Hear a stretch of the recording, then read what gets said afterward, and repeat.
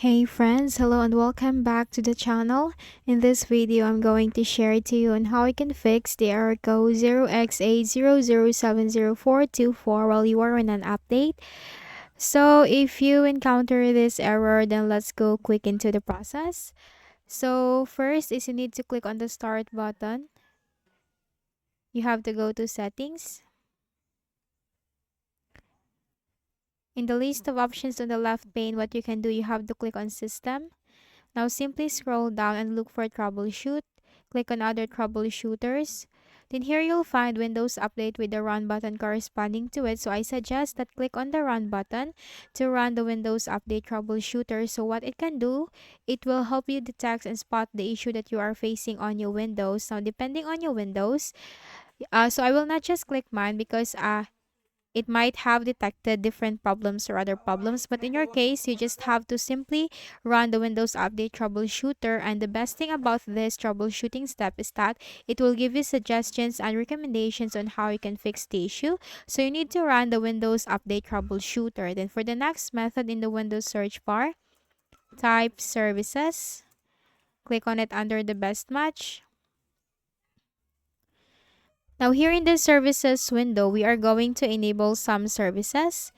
So let's start with the background intelligent transfer service. Scroll down to letter B. Here you'll find background intelligent transfer service. Make a right click, select properties. Startup type, change this to automatic. Click on start.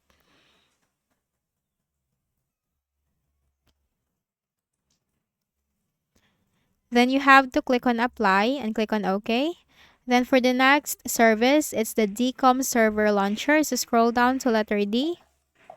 So here you'll find DCOM server process launcher. Make a right click, select properties.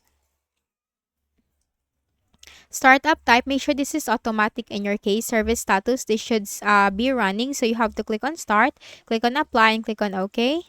The next service, scroll down to letter R. And look for the remote procedure call, this one. So we have two remote procedure call services.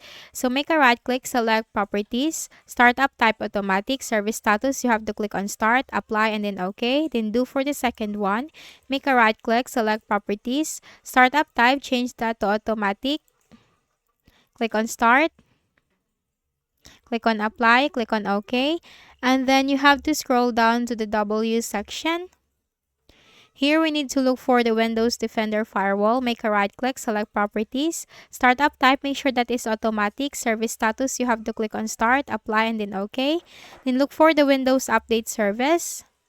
Make a right click, select properties. Startup type, that should be automatic. Service status, you have to click on start, click on apply, and click on OK. And once done, finally, make a right click at the start button, shut down or sign out, and restart your Windows. So that's it. I hope this video helped you. Kindly please do not forget to hit the like button and subscribe to our channel for more videos and tutorials. Thank you for watching.